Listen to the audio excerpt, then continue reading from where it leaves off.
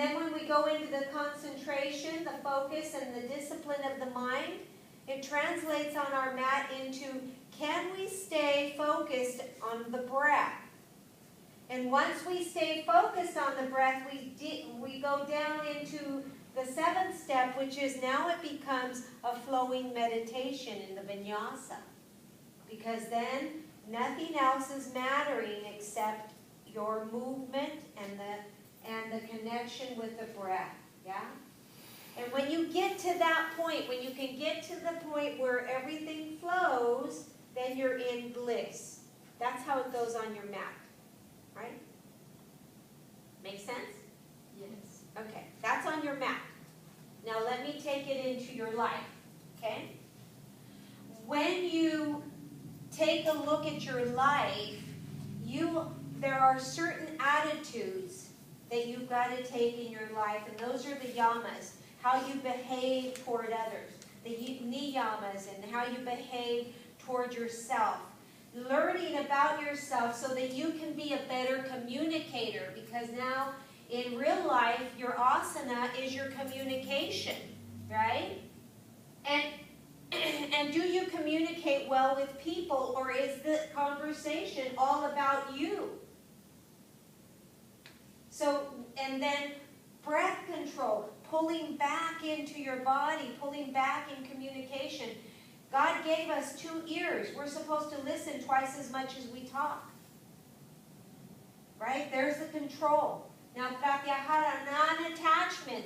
That in your real life means you should not be attached to the outcome of whether that person says yes or no to whatever you say. Right? How many times are we not trying to convince somebody that our point of view is the right point of view? Yes? Do you remember that? Or convince your mom and dad to buy whatever it is you want to buy, because if not, you're going to die, right?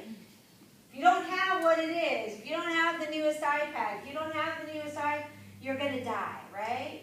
But what happens is you've got to detach so that it matters not what you want, right? So now the conversation comes in here.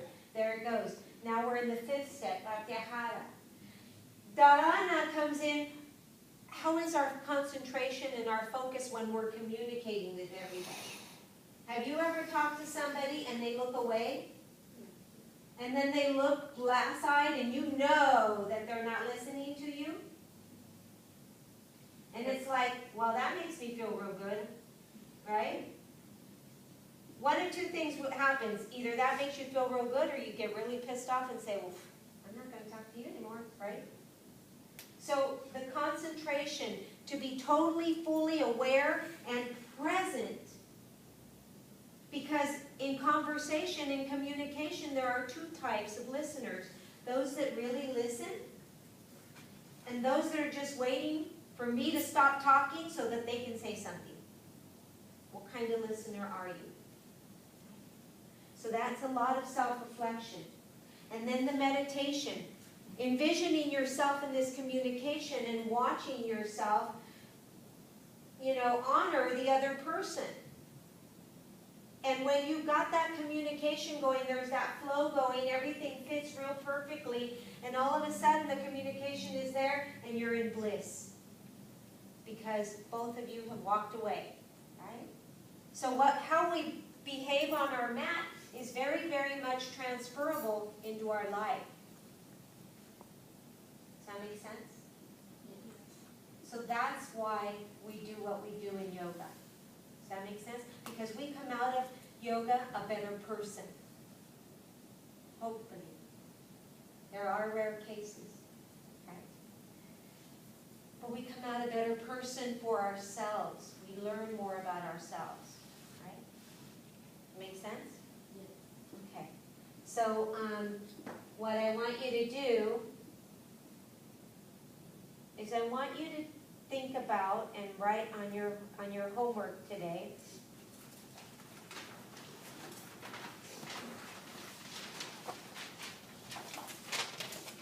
What is it that I really, really want in my life? What is it that I really, really want in my life?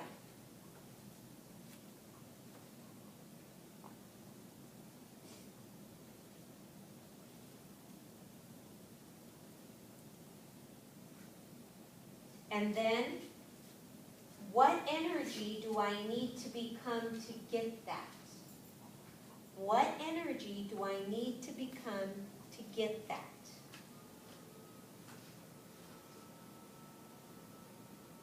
So 2 questions, very reflective questions. What is it that I really, really want in my life? And what energy do I need to become to get that? Right? Okay. Questions? Are we good? Yes. All right, guys, let's get up and let's do asana. No?